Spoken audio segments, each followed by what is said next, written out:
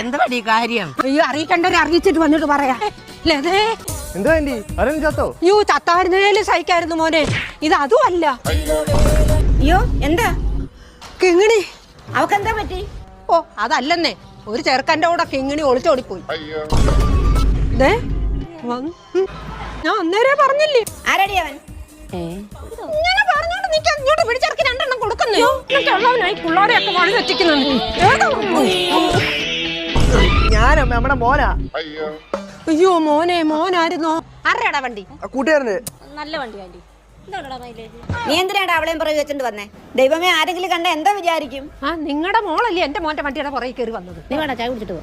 അത്രയ്ക്കായോ?